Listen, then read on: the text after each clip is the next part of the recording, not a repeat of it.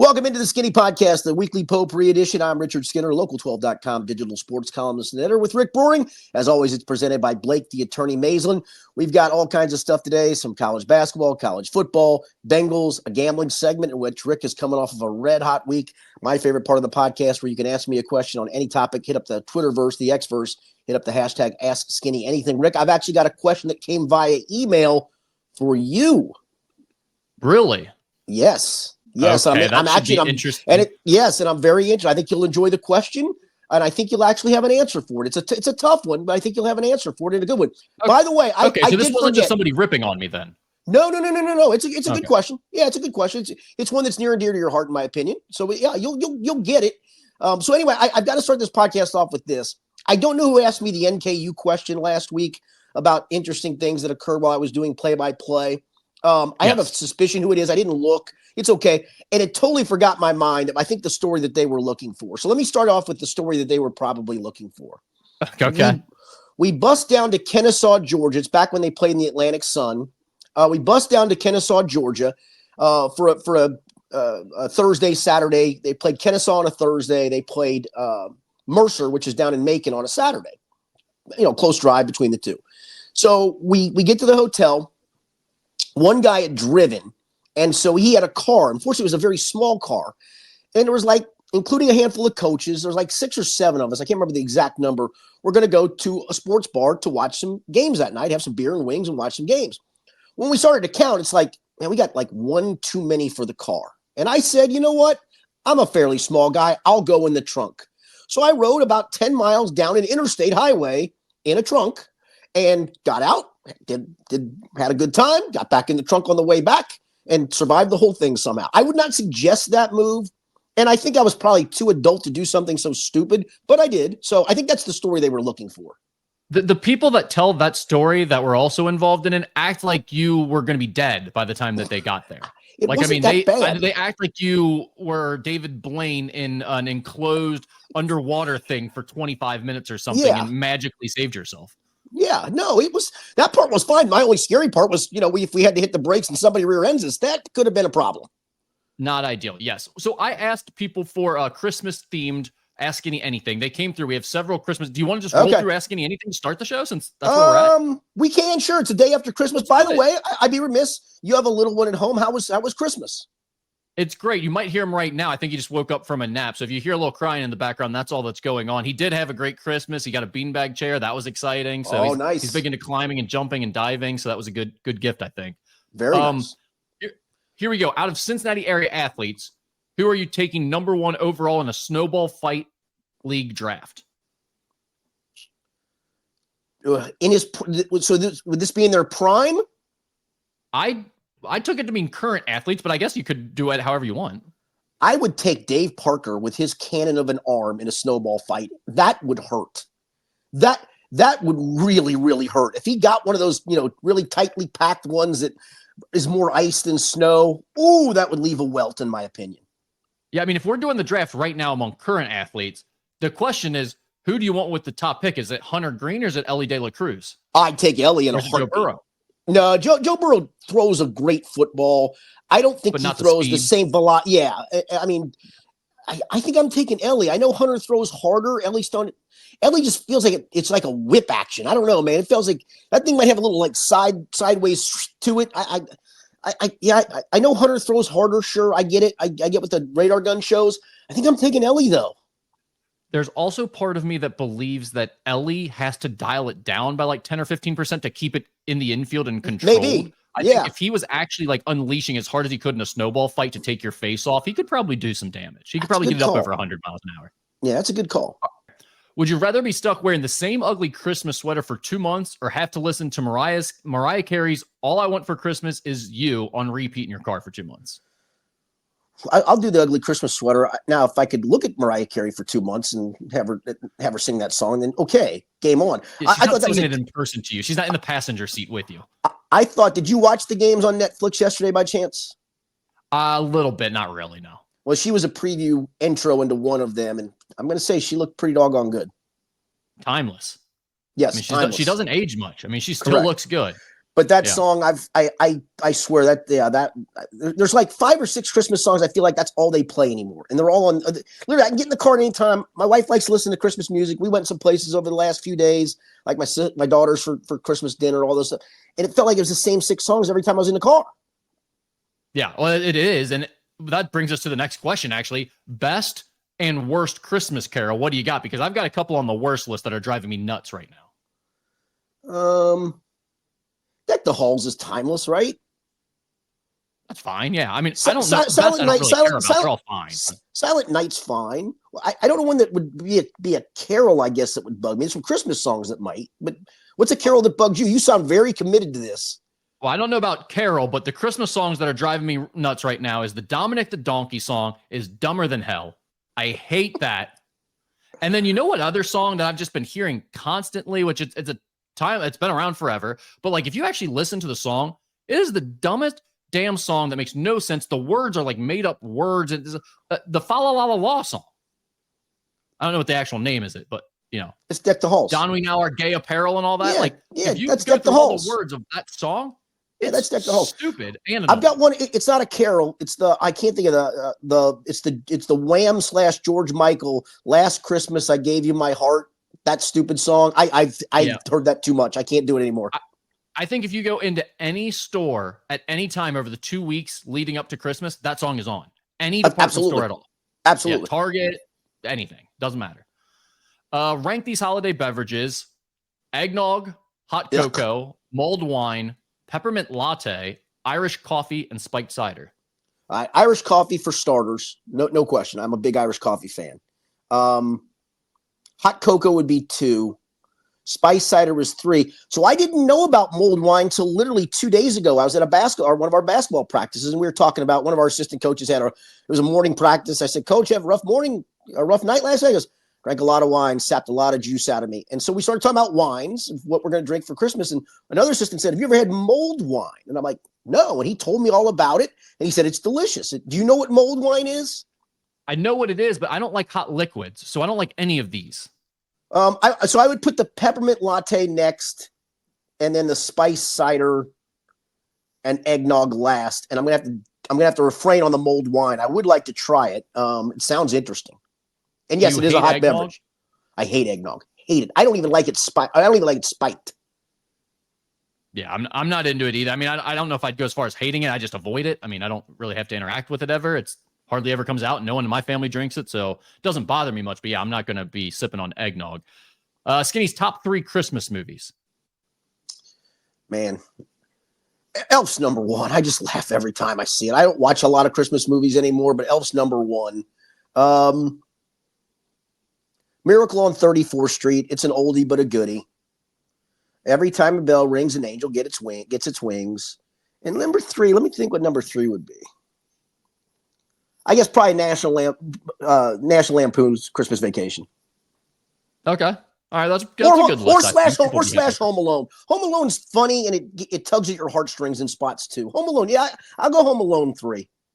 I think Home Alone is actually getting like a bit of resurgence because you had it come out for all of, I guess, my age when we were kids, basically. It was kind of when it came out in the, what was it, late 80s, early 90s-ish? Yep. Sound right for it? Probably more 90s-ish. Yep. And then now all of us are having kids, so it's like it's getting recirculated. I think Home Alone is kind of having a revival. I've heard a lot of Home Alone talk this year. So, and some people suggest you have another question, I guess. This is the last Christmas question I have for you. Yeah, some people suggest that Home Alone is not a Christmas movie, but I think it is. It's a Christmas. How would it not be?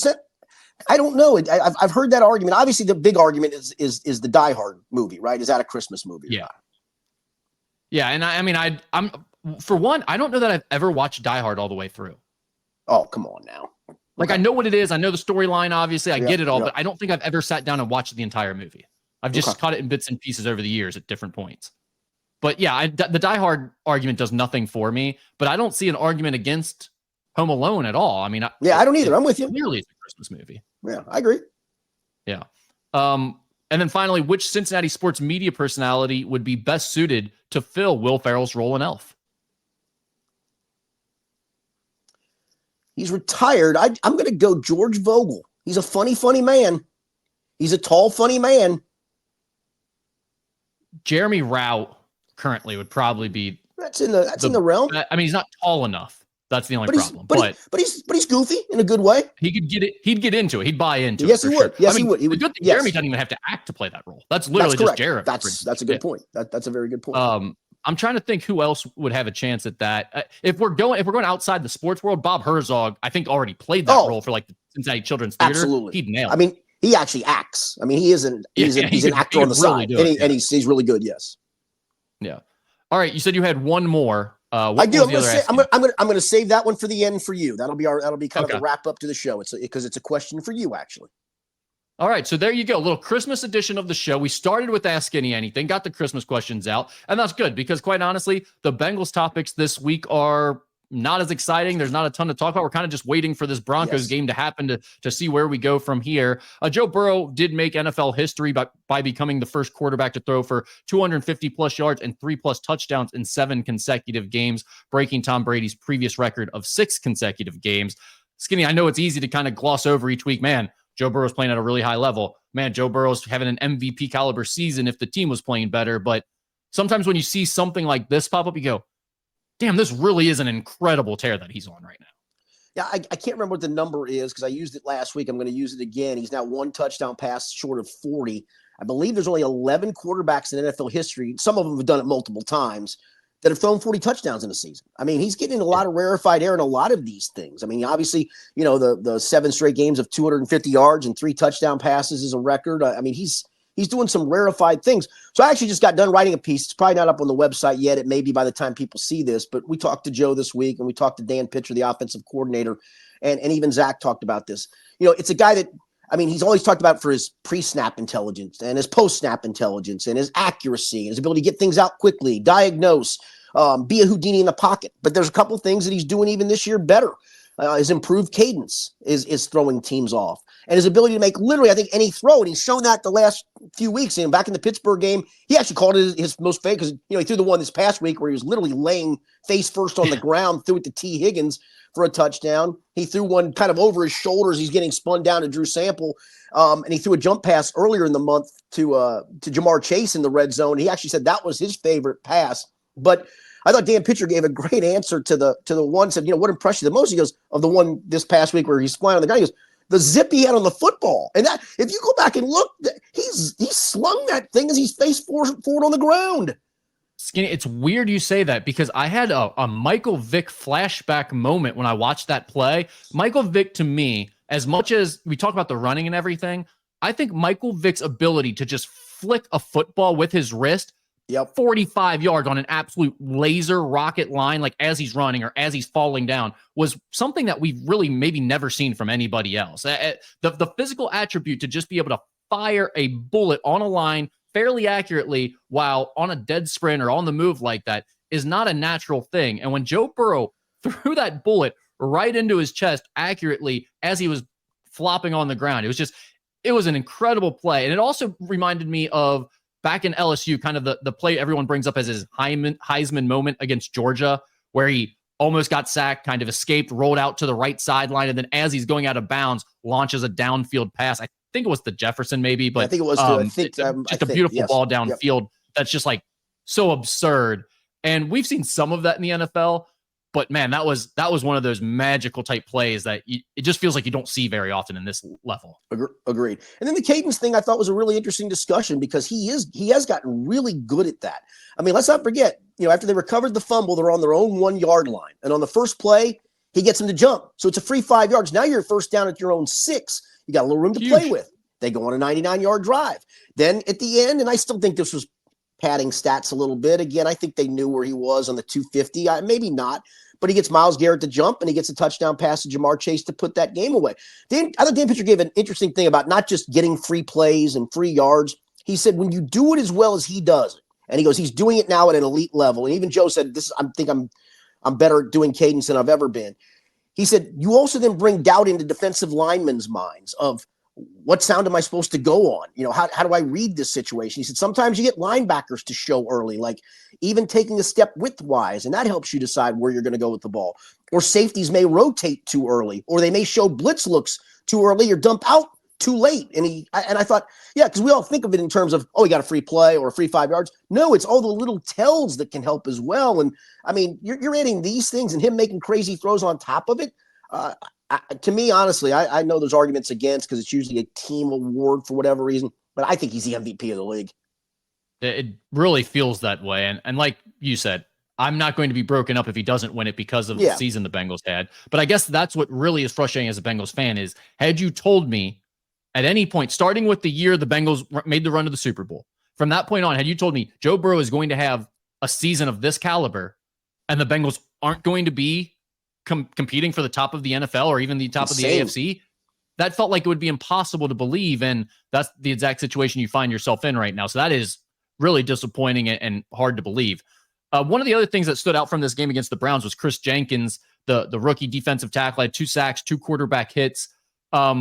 We've talked a lot about the Bengals' inability to draft, the struggles they've had there, and how it's put them in this position where it feels like you need an entirely new defense, and there's so much roster turnover that needs to take place before they're going to be back competing at the top of the AFC. Is this draft maybe a little bit better than we've been giving it credit for as Chris Jenkins and Amarius Mims start to come along here? Yeah, I hope so. And McKinley Jackson had a sack as well. And you're not even looking for him to be a sack guy. You're looking at him just be, fill a gap and occupy 2 blockers. That's kind of what his role is. Yeah, I would hope so. I mean, do I think Chris Jenkins is going to turn into an all-pro? Probably not. But can he turn into a starting caliber player that can get you 6 to 8 sacks from the tackle position? I think he's capable of doing that. And I think that's a good sign.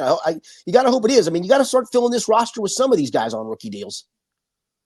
Yeah, and that's the biggest concern I have, because it's like, as much as we can talk about there needs to be change and the defense has to get better, it's like when you start doing the math of how many pieces you need this offseason, it just becomes unrealistic to think that defense is going to look much better next year without some of the guys that are already on the team sticking around and showing major improvement. So, I mean, as a Bengals fan, it's easy to say, well, what happens the rest of the season doesn't really matter because they played themselves out of it, but it kind of does in a lot of way in terms of what you're going to do with this roster this offseason. Yeah, I mean, Joseph Osai's played better. Maybe you get him back here on a 1-year deal. Maybe he gets something better elsewhere, but maybe you do. And then you can decide between him and Myles Murphy, who's the guy moving forward, perhaps. That's inspiring. I mean, I've been the leader of the Joseph Osai fan club for the last few years, but at this point, I think it kind of feels like one, you just got to turn the page on it. Maybe. Or at least you can't have any expectations for him. Yeah, maybe. But I mean, it depends on what you do with Sam Hubbard. He's not going to come back on his current contract, but can you get him back on a 1-year deal to just be a first down run stopper, and then you rotate from there? It's going to be interesting to see how they really attack the defensive line in this offseason. This Broncos matchup coming up this weekend, it feels like 2 teams that are almost the opposite. You've got the Bengals just relying on their offense for everything, Joe Burrow for everything, and the Broncos, it's like, just put it all on our defense. Hopefully we can win a low-scoring, ugly game. Which do you feel like has the better unit? Is it the Bengals offense or the Broncos defense that's more impressive to you? They're both really good. The Broncos have 51 sacks. I think they've got 13 or 14 different guys who've recorded at least half a sack. I mean, they bring pressure from everywhere. Patrick Surtain is arguably a top 3 to 5 cornerback in the league. What do they do with him? We talked to Dan Pitcher about that a little bit. Do you expect them to travel Surtain with Jamar Chase? And it's hard to travel with Jamar Chase because they line him up in the slot some. If you do that, suddenly you're taking a guy who's used to playing outside corner, trying to play a slot spot, and that's a different technique to a large degree. So that'll be an interesting thing to see. I will say, I mean, I'm not underestimating what Bo Nix has done either. I think he's had a really good rookie season for them. For what they've done to develop him. They do run the ball well. They do get him in good situations where he's a good athlete. So they get a lot of naked bootleg stuff and get him out of the pocket some. He's used his legs some. I think the Bengals are at least on enough of a roll. They haven't beaten a team above 500, and you can't take that for granted. They're 0-7 against teams with above 500 records. You cannot take that for granted. But it feels like they've kind of at least these last 3 wins, albeit I know who they're against, all that, that shouldn't wow you, but I think it's led them to have enough confidence to win the home finale. Yeah, I mean, how much stock do you put into that? Because it does feel like this team is playing better football. There's no doubt about that. But then when you see that stat of look at the winning percentage of the teams they've beat to this point, you could easily argue this is just a team that's slightly better than the worst teams in the NFL. They're just beating up on bad teams. And anytime they play a team that's middle of the pack or better, they can't find a way to win a close one. How much stock do you put into this is actually an improved team? Yeah, I think it is an improved team, but I also think that's the narrative that's going to come out of this if they lose it. Of this team never was good enough to beat anybody above 500 this year. And rightfully so. I mean, that won't even be a narrative at that point. That'll be a fact of the season. Yeah. That'll be a fact. You're right. Yeah. All right. Any other thoughts on stuff that came out during press conference this week or anything leading up to this Broncos matchup? No, I'm doing this on a Thursday where we only have one more person to talk to, and that's Jamar Chase in a press conference. It was still an open locker room this afternoon, but obviously, Wednesday being Christmas, we had it off, and so we only had the one day so far this week. We got a lot of mileage out of that one day. I'll be honest with you. Yeah. All right. Good stuff. We'll move on to college basketball now as we keep going through this show. Cincinnati had the big win of the week. They beat Dayton 66-59 downtown. They also beat Grambling State 84-49. They'll play at Kansas State on Monday. But the big matchup that we want to talk about was that Dayton game. We were both looking forward to it going into that one. Skinny, it never really was the game that we expected. First half was awful. Cincinnati was in control the whole time. It was a hideous first half, 25-17 at halftime. And Dayton turns the ball over 17 times in this game, a season high for them. I think we probably just have to accept that about this UC team of quit saying things like, well, the offense didn't look good or the game was ugly, but they won handily or whatever. It's like, that's just who they are. This is how they want to play. This is how they win games. They make you look ugly, and they're tough to beat when they do that right now. No, agreed. And I mean, hey, at the end of the day, their non-conference resume is it's not superb, but it's pretty good. And I think if you'd told us this is what you're going to get out of it, I think you'd have taken this. And so the thing is, I will say this, man, the first 4 games in the Big 12, my lands, I don't know if you have the schedule all the way handy, Rick. I know what they've got coming up at Kansas State, but the first 4 games for them in the league are just a zoo. Yeah, I mentioned they go to Kansas State on Monday. And Kansas State's not very good. Yeah. Kansas State's not having a great year, but it is on the road in the Big 12. Right, and they're ranked 90th in KenPom. So like you said, if you're UC, you're hoping, we got to win that game to start off here, even though it's on the road. And then after that, Arizona at home. Arizona's ranked 24th in KenPom. At Baylor the following two. So that's Saturday. It goes Monday, Saturday against Arizona. Then the following Tuesday, you go to Baylor, who's 18th in KenPom. And then the next Saturday, you come home and you host Kansas, who is 8th in KenPom. So yeah, like you said, those next 4 games for Cincinnati are going to tell us a whole lot about this team. And it feels like we already know a decent amount about this team. It feels like they've done a nice job getting to 10-1 at this point. Yeah, the Villanova game was a little concerning with the way they struggled to score on the road there, but Cincinnati fans have to feel pretty pleased about where the team stands going into conference play, especially after this Dayton win. Because literally, it feels like every game in the league, and they're not all going to wind up this way, is either going to be a quad 1 home game or turn into a quad 1 road game, and at very worst, a quad 2 road game. I mean, your resume, it's not going to take a hit. It's only going to get a chance to get better. Now, you got to win games. You can't, go 6-12 or something like that. But at the end of the day, I mean, I don't think this team's going to do that either. Yeah, they're currently ranked 18th in the net, 1 spot above Kentucky, who's sitting at 19th. And to your point about the quads of their games, it's like, yeah, Kansas State's a quad 2 game. At Colorado and home against Arizona State are quad 2 games.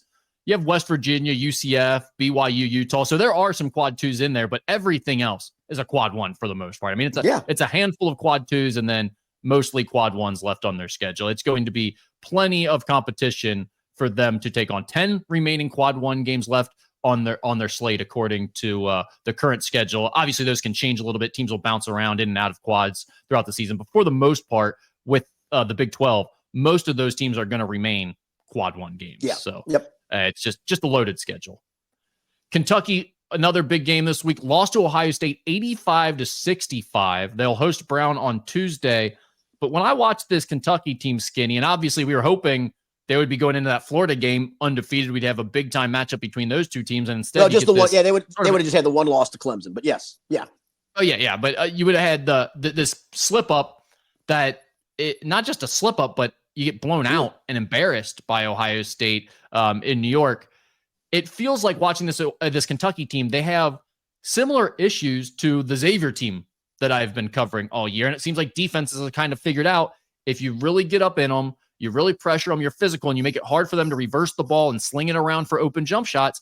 they don't have guys that are just going to drive by you one-on-one and make you pay for that and dunk on you or get to the rim and get a lot of fouls or throw the ball inside and get a lot out of their post play or something like that. And that's the concerning part about this performance, is that Ohio State was able to really shut down their offensive play altogether.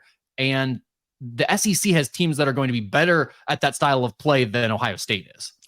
The other part too is it's been athletic point guard / lead guards the last 2 weeks. Chucky Hepburn the week before for Louisville, and then Bruce Thornton this past week that just owned them. I think that would be a little concerning to give up 85 and 85 because you couldn't handle the point. Not like you got to handle the point guard, you couldn't handle the point guard from scoring. Yeah. No, that's a huge thing right now is the point guard play, but also the lack of athleticism in general from this Kentucky team. Defensively, we knew they weren't going to be that great coming in, and it's kind of glaring at times how unathletic and how poor they are when they move their feet, especially when they start subbing. Like when they get into that bench a little bit, the bench, not just defensively, but the bench, there's a big drop off between the starters and the bench right now. And that's one of their issues is when they go to the bench, they lose some ground pretty quickly. Yeah. And I'll tell you this, and again, it can turn around in a heartbeat, but Jackson Robinson's been disappointing. Without it. Well, I mean, the problem for him is they need more out of him, right? It's kind of like the Ryan Conwell situation at Xavier. It's like you're being asked to be the best player for an SEC team in Jackson Robinson's case, or in Xavier's case, a Big East team or for Ryan Conwell. That's not who those guys were on their last teams, right? Jackson Robinson was second fiddle for BYU. Ryan Conwell was second fiddle for Indiana State to Robbie Avila. So I think those two guys are having pretty good seasons. They're good players, but they're being asked to do even more. Their team needs them to do even more for them to reach their peak.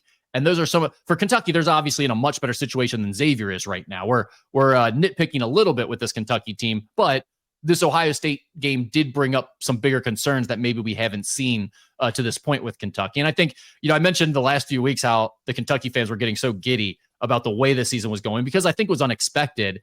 And now after this Ohio State game, I think a lot of the Kentucky fan conversation has come back crashing down to earth of like, well, maybe this team isn't as good as we thought. Well, but then you also have to look at the league that's ahead of you and what you have to play. I mean, Rick, I don't know when there's a night off for them. I really don't. That's a great point. I mean, the SEC, and people knew the SEC was going to be good, but they didn't know it was going to be this good, Skinny. I mean, the SEC is absurd right now. Pretty much like every team in the conference is in the tournament right now. Yeah.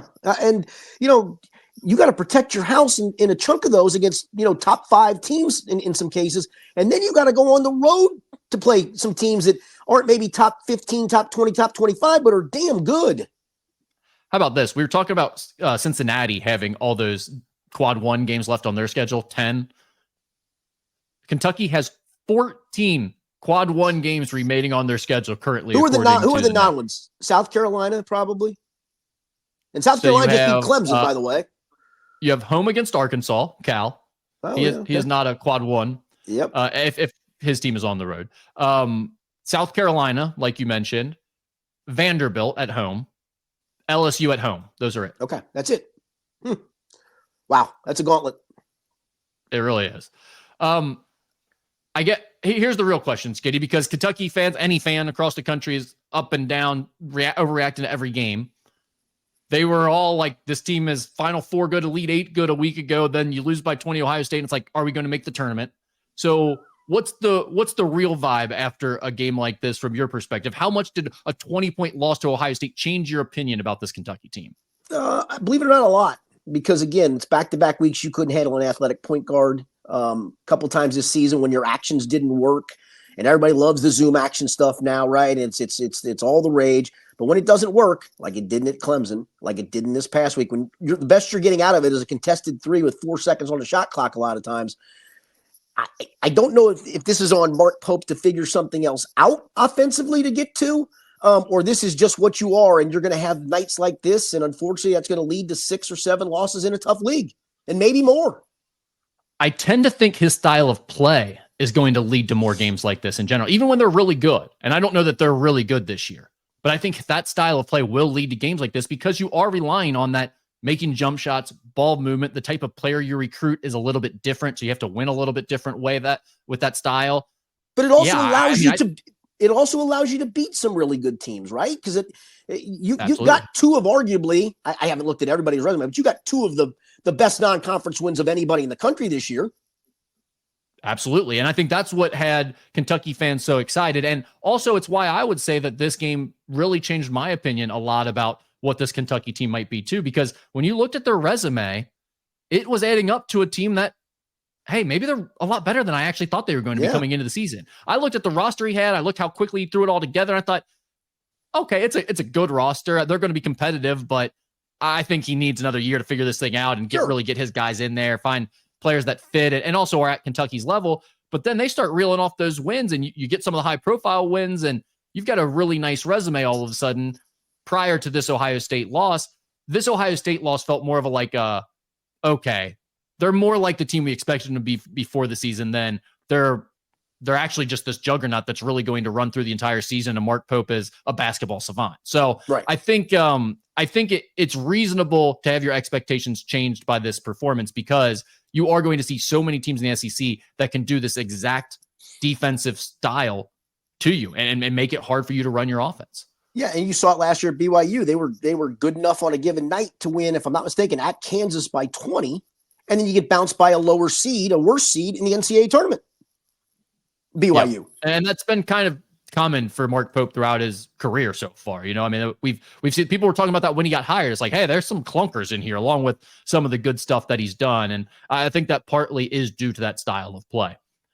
Xavier lost to Marquette 72-70. They're now sitting on 3 straight losses. They host Seton Hall on Tuesday.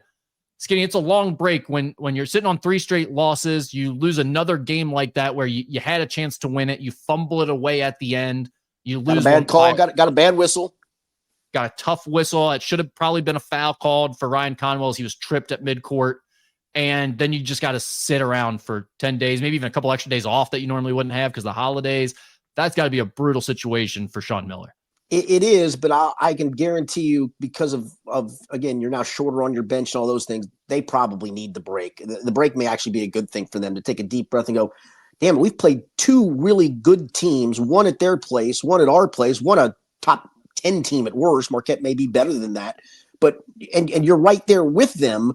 Question, though, is, again, the sustainability of these guys in the minutes and how you have to play and how you have to score. I just don't know how sustainable it is. I mean, good for them to gut through that, and there's no moral victories because they don't count for anything, but you've played 2 good teams, and I still think UConn's good despite the debacle that happened to them in Hawaii, and you played them on their floor and had chances to win both.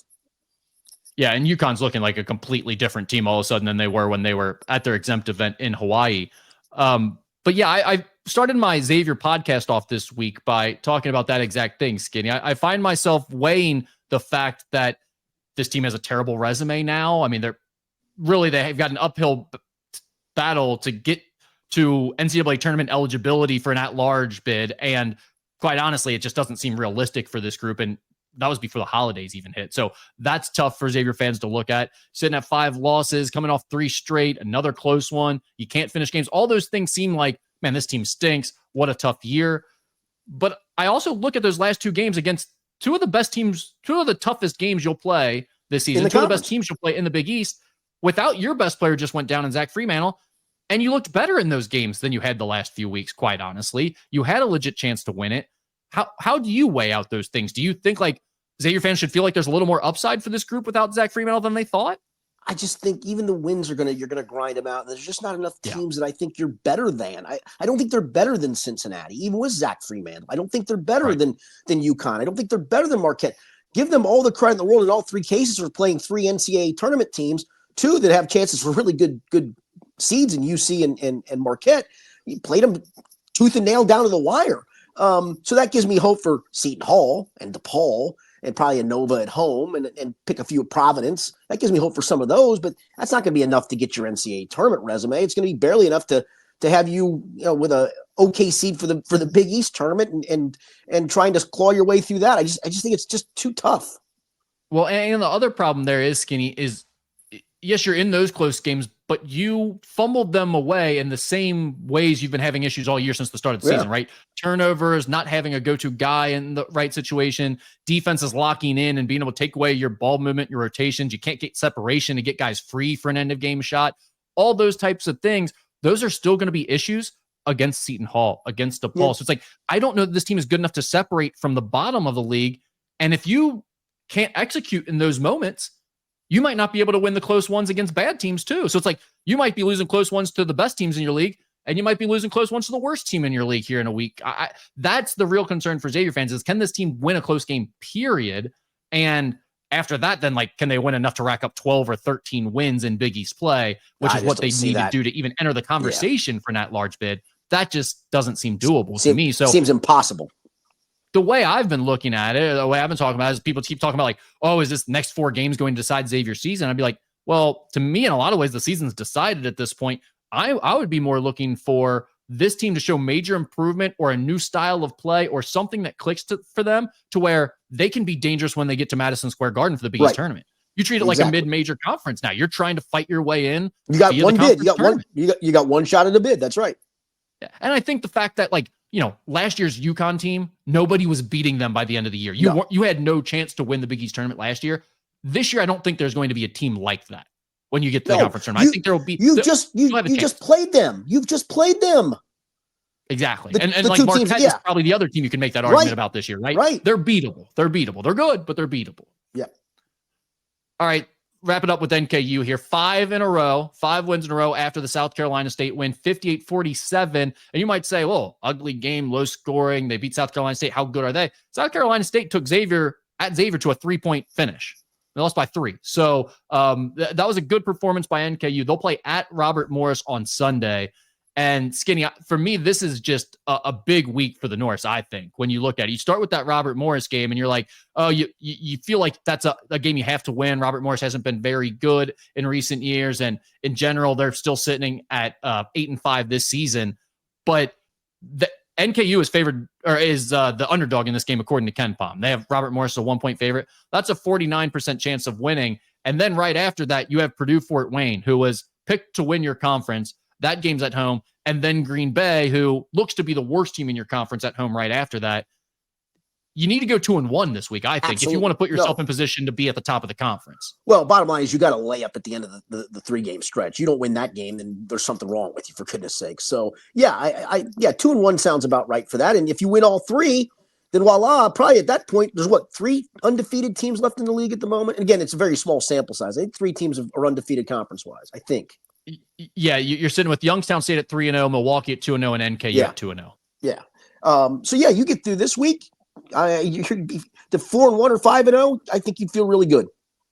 Yeah, to me, that Purdue-Fort Wayne game, obviously that's going to be a toss-up game, but the Robert Morris one is the one where people go, oh, that should be a win, but it's on the road. It's like winning on the road is difficult in college basketball. They're not expected to win that game. So if you go, you win that one, and you sort of steal one, now all of a sudden 2-1 looks very doable this week. So Rick, we talk, when the season begins about, the matchup zone that Darren Horn plays, and it does take some time, especially with new parts. Is that starting to get in sync? Yeah. That's a big part of it every year. Is it's like you can sit there and say, well, they have the same system. They've got guys coming back. Shouldn't they hit the ground running? I just think no matter what, when you change even 1 or 2 pieces within that matchup zone, it just changes the chemistry of it. And maybe just even having the layoff from year to year. You're like, hey, you took 3 months off. The defense is at its best when guys are in it every day. The same guys are in the same spots, and they know exactly how each other are going to react. Because quite honestly, the thing that makes that defense difficult, and the reason so few coaches will use it, because they see the value in it, right? They realize, hey, that's hard to game plan for. It can be very good when you get good at it. The problem is a lot of the answers within that defense are, we just got to figure it out. It's not going to be perfect. When we get stuck with 4 guys over on this side of the floor, we've got to communicate and run like hell to fix that. There's no scramble. This is exactly what we do within our scheme, right? It's just a little bit of controlled chaos at times. And I think that's the part of it that is also the intangible part that gets better throughout the course of the year, that you're like, I don't really know why they look so much better, but they look so much better all of a sudden. Well, I think a lot of it's just the trust that this guy's got that coverage, and I'll get this coverage. Because I've seen it. I've done it. We've done it together. It's huge in the matchup zone doing that. And then the other part of it for NKU this year is they had just such a difficult non-conference schedule to start the year. It's like Florida State, Purdue, Cincinnati, even at Charleston, you can throw in there. Those are all really difficult games. It made them better. And it also made it so that when they started playing teams that were closer to themselves and what they're going to see in the Horizon League, they looked a lot better all of a sudden. It turns out they weren't bad. They were just playing really good teams to start the year. Yep, for sure. All right. Let's switch gears here to college football, unless you have anything else on college basketball. Nope, all good. All right. college football playoff. We had the blowout round here in the first round, and everybody's ready to throw out the whole playoff system because of that. Skinny, how bothered were you by the lack of excitement in the first round games? Bothered because I was waiting for better football and more competitive football, but I'm not up in arms of blow this up. I think I said this even last week, and I think this will be the tweak you see. The 4 conference champions will get automatic berths, but then you'll seed accordingly. They won't get the top 4 seeds. You'll seed the 12 teams the way the 12 teams should probably be seeded. Listen, I thought Tennessee-Ohio State was going to be a great matchup. It turned out not to be. It wouldn't matter if they were the 3-6 game or whatever. I mean, to me, that matchup on paper was fine. People had doubts about Penn State because it's a big game. It wasn't. They were clearly better than SMU. But yeah, I think that's the tweak that has to happen, because all of a sudden when you go to this next round and you're seeing teams that are technically seeded higher that are double-digit favorites, you're like, well, this seeding makes no sense. We got to fix this moving forward. Would you like to see the conference champions get the home game? Not necessarily get the bye, but get the home game? That's a good question. Because the home field advantage was clearly massive. It was. No, I think you seed them accordingly, and however the seeds are, in this case, they would be seeds 5, 6, 7, and 8 would be the ones to get the home games, and the other 4 gets the bye. Again, let's use Xavier basketball as an example this year. Let's just suppose they finish the regular season. I don't know if they play 30 or 31 games. Let's just go 16 31. And 14. Okay, 16 and 15. We'll say that, and they go to Madison Square Garden and win. Does that automatically give them a top 5 seed? No, it probably gives them what they should be, an 11 seed. Right. And I think that's the tweak. I don't even think it's a hard tweak to make. I don't think it's even a hard tweak to sell okay, yeah, you get automatic bursts. We do it in basketball. That's why we do it, to give those. You get your automatic berth, but you don't automatically get a top 4 seed. I always thought that was asinine. I get coaches complaining about this model and being like, see, you screwed it all up. We should have been in there, or someone else from our conference should have been in there. I get administrators who built this system saying, oh no, did we screw this up? Is there something we need to tweak to make it better? The TV people aren't going to be happy. This needs to be more competitive. What I can't understand for the life of me, Skinny, is fans who are saying, see, this sucks. You need to get rid of it. You need to do something else. Go back, get rid of it. Go back to the what? Why are you complaining about an extra day of football games? Yeah, the games turned out to be suck. But guess what? I went over to a buddy's house and watched it with my cousin and a buddy, and we hung out and we had a great night that we wouldn't have otherwise had. And yeah, the game was over by halftime and we left early. So what? So be it. That's the way it played out. But it doesn't mean I want the games to go away. And by the way, I also think there's always this recency bias. The last few years, the semifinals have been really good, right? In the college football playoff. But if you go back to 2021, 2022, when Alabama hammered UC 27-6 and Georgia hammered Michigan 34-11, from then all the way back to the start of the college football playoff, when we went to the 14 playoff, there has been at least one semifinal game that was an absolute blowout that was not interesting at all. In fact, the previous 20 first round games were decided by an average of nearly 18 points, Skinny. So it's not much different than what we just had this year. Yeah, no, I don't want to blow it up. I just want to tweak. I think it should get. I don't even think it's a hard tweak to make, Rick. I don't. Agree. No, I agree. There's definitely some changes that can be made. The people just love being outraged. People love complaining about stuff, and it's like, this was awesome. The matchups worked out to make it fun. Yes, the games didn't play out the way we wanted them to, but on paper, Indiana Notre Dame was a fun game to have being played. Ohio State and Tennessee was a great matchup on paper. It just didn't work out. But guess what? We still want that. Here's your chance round. We wanted Indiana to play and prove that they weren't as good as everybody else. Yes, there's your chance. And for Alabama, your chance was blown in Oklahoma. Ole Miss, your 100%. Chance was blown at home to Kentucky. Okay? Don't lose those games, and you don't have anything to complain about. So there's that, too. And listen, I will take the Clemson game, if not for the blindside block, it was the right call. On the interception return, that game might have been down to the wire. Is it more fun to talk about UC getting in the year they got in and then getting blown out, or this year with Indiana, them getting their chance and them getting blown out? Or is it more fun to talk about Florida State last year, where it's like they didn't get in, but everyone thought they should, so we just sit there and talk about, well, they should have been in. Right. No, that's exactly. No, it's more fun to have them in to see, guess what? They didn't actually measure up. That's what it should be. So I have no issue with the first round being blowouts, but maybe one out of every 2 or 3 years, we do get that Cinderella story that actually was good enough to pull the upset. And I think, again, when you tweak the seeds the way they should be seeded, I think you will see better matchups. I just do.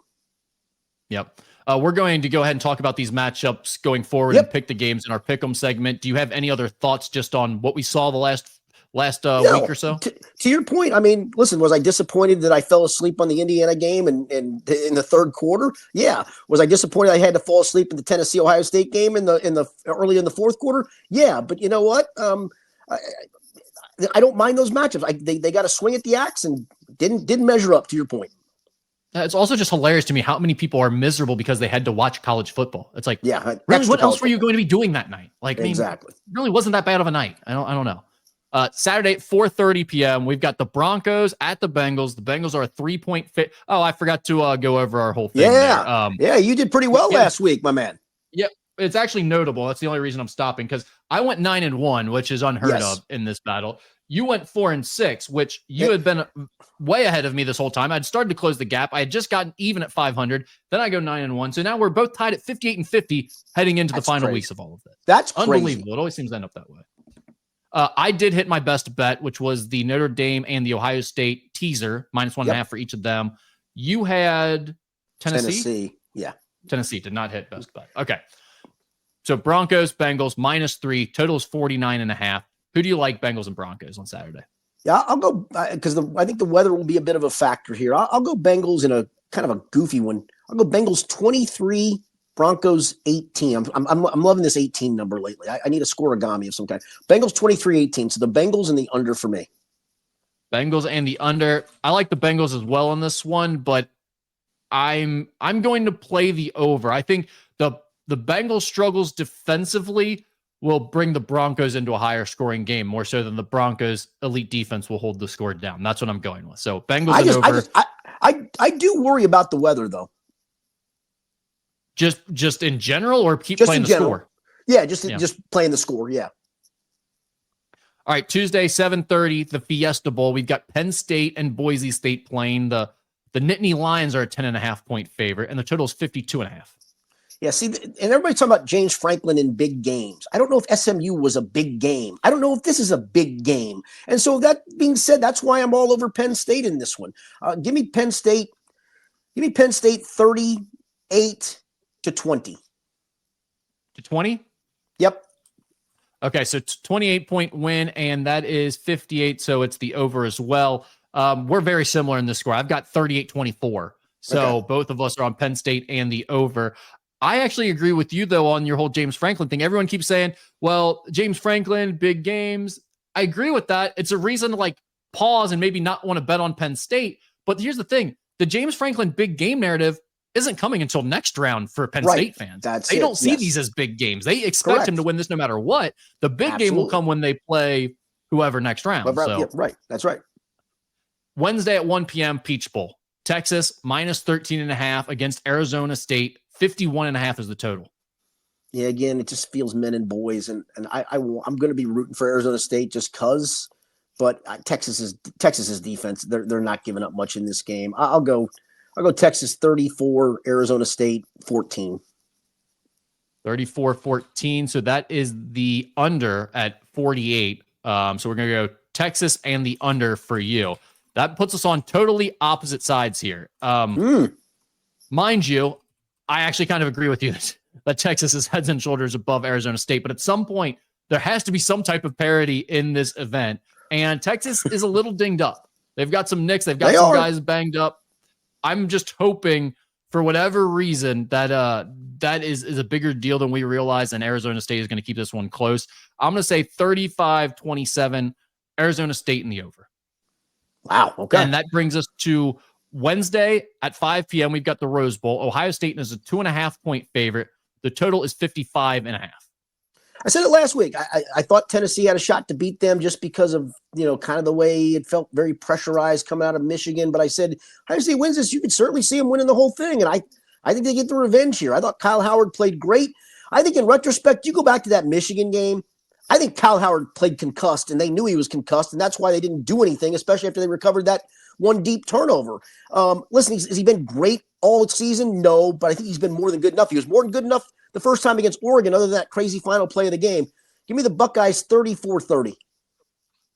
34-30. It's Will Howard, by the way. Yeah, not Kyle Howard. Yeah, No worries. I just knew someone would yell at us on Twitter, so we are aware of the quarterback's name. 34-30. So that's the over and Ohio State.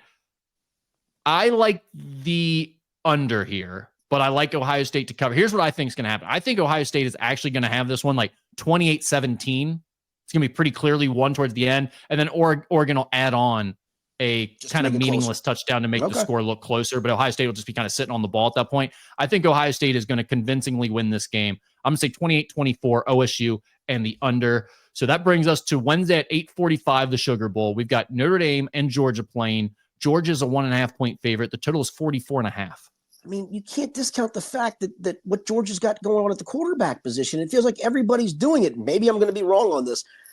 Listen, I know Notre Dame didn't play the same caliber schedule as a Georgia did. I get the Northern Illinois loss. But to me right now, they look extraordinarily complete defensively, offensively running the ball, offensively throwing the ball.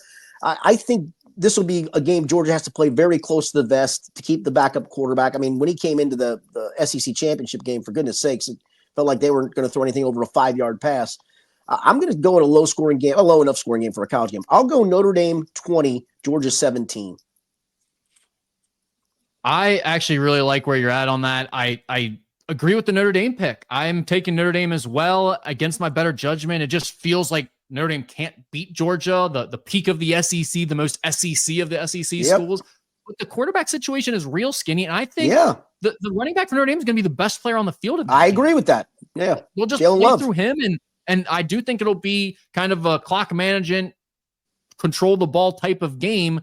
That being said, that total is still very low overall.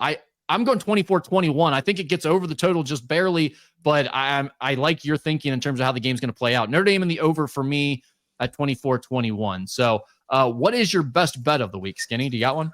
Yeah, we're going to go 3-team, 6.5-point teaser. Give me Notre Dame up to what would be 8. Give me Ohio State. What would that put Ohio State at? 8.5. No, I'm sorry, 4.5. 4. They go to 4. And then give me Penn State down to would that be 4 flat? Yeah, PSU is at 10.5. And are you saying you're saying 6.5? Is that what you're doing? 6.5. Yeah, 6.5. Okay, so PSU down to 4 then. Yep, correct. All right. So that's Notre Dame +8, Ohio State -4, Penn State -4 on the teaser in the games. You know what? I'm just going Ohio State. After that performance against Tennessee, I just think they look like the best team in the country right now. And the fact that this is the opportunity to play Oregon again, they're not losing that game, I don't think. If they do, we're going to have a great conversation next week about it. No question. No question. Where everything's headed. So either way, it'll be a great narrative. But it's a win-win. Yes. Win-win for us. All right. That's all we've got in terms of the show. We already did ask Skinny anything earlier, but you do have one more left, right? That's correct. From my guy, George, off email. So he's got a question for you. He said, Rick, you said a couple of weeks ago you could take a blind taste test and know where a fountain drink came from. He says, my wife and I are big on fountain drinks as well. Never a can or bottle. So he says, my question for Rick is, where are his 5 best places to get fountain drinks? And does he like them on the syrupy side or heavier on the carbonated side? I love this. First of all, I'm glad you asked. I knew you would. Yes. Let me be very clear that I am Coke Zero only. So I don't know about any other drinks that in terms of like what they do at their fountains. Might be terrible for Mountain Dew if you get it at my places, right? Yep. But for Coke Zero, number 1 on the list is UDF in Wilder where Mock Road and Double A meet. Yep. Down there by the Barleycorns Brew House. So that's number 1 on my list for their Coke Zero fountain. Number 2 would be the Thornton's that is up the road from that in Wilder. Yep. Also very good. Do not go to the UDF across the street there. You might think there's a UDF right there. Why wouldn't you just go to that UDF? Not as good as the one down by Mock Road. They got the consistency off, the ratio off. The other one, Thornton's by Dixie Highway.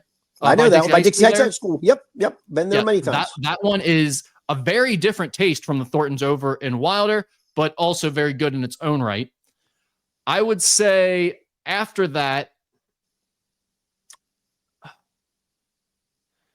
man, it gets tough. If we're going restaurants, I would go Chewy's out in Florence on Houston Road. Has a great Coke Zero. Wow. And man, after that, I'll leave it at 4 for you, George. I can't name a fifth off the top of my head. That would be like those are my go-to spots right now. And honestly, they encompass everywhere I go. So I don't really need to branch out from them. So the other party asked, you like the syrupy side or the carbonated side, or is it got to be the right ratio of both? It's all about the right ratio, but it's definitely the key is it can't be too little syrup. The issue a lot of places have is you get heavy carbonation. It's like you're just tasting a watered down drink, and it's terrible. Wendy's has a big issue with that. They have the Coke Freestyle machine where it all comes out of the same tap. And so someone will get like the pink lemonade before you, and then they'll just put your cup, go right into the thing. You're getting little pink lemonade remnants at the bottom. Mix it with your Coke Zero, completely ruins it. So yeah, you got to watch out for that. I'm not a big soft drink guy. I mean, most of the places you talked about, I've stopped in there to get my own kind of road pop, if you will. I think I've stopped into all of them for that. But and that doesn't matter. They have all the same there. Yes, they do. For me, I'm still really partial. If I get one, I don't do this very often. If I get fast food, it won't have I don't get the like meal thing that includes a thing. But man, a fountain Coke still from McDonald's is still pretty damn good. And if I go to like a Speedway, it's a fountain Fanta orange for me. Oh, wow. Yeah, that's off your whole mouth turning orange and stuff at that point. Yep. And occasionally, if they have it, a good mug root beer out of the fountain's good too. Root beer tastes like Pepto-Bismol to me. I don't know. It's just medicine. I don't know how anyone likes root beer. It is the exact flavor of Pepto-Bismol. I don't get it. Sure. I'll recall that the next time I ever have to have Pepto-Bismol. You will. Next time you have root beer, you'll be like, this tastes like Pepto-Bismol. It's terrible. Okay. Does it That's not? funny. No. Now that you hear it, don't you think those are similar tastes? No, not even close. What? Not even close. I think they use Pepto-Bismol to make root beer. They might. Probably, there's got to be an active ingredient in that. I'll grab a can of mug root beer the next time I'm in and take a picture of the ingredients, and then I'll take a picture of a Pepto-Bismol and see if there's some correlation there. Just do a blind taste test. See if you can even tell the difference. I think they're so similar. I'm pretty sure one's carbonated, I guess. One would be carbonated, one isn't. Yeah, that would be for sure. All right. So did anything jog your memory for a fifth or no? Are you good with what you had? No, I feel pretty good about the issue is they all change from like month to month. Not that, but like within the course of a half of a year, let's say, there's going to be different gas stations that I'm going to. Yeah. So like these are the ones that are in my route that I hit every day right now. Yeah. I usually hit one of those 3. So that's what I go with. Restaurants, Chewy's is kind of the go-to for a good Coke Zero. Out of the fast food places, man, they're all struggling right now. Chick-fil-A's falling off. Wendy's is a disaster with their Coke Zero. I don't even really order it from them. Yeah, I don't usually order drinks. It's a waste of money, or yes. Yeah, they're like $3 now. Yeah. If I take it with me, I'll take it home and drink what I got at home. But here's the thing. Here, I'll let you in on a little secret. Here's the real thing to do. Yes. When you're a real fountain drinker, you got to get yourself one of these, like a trucker.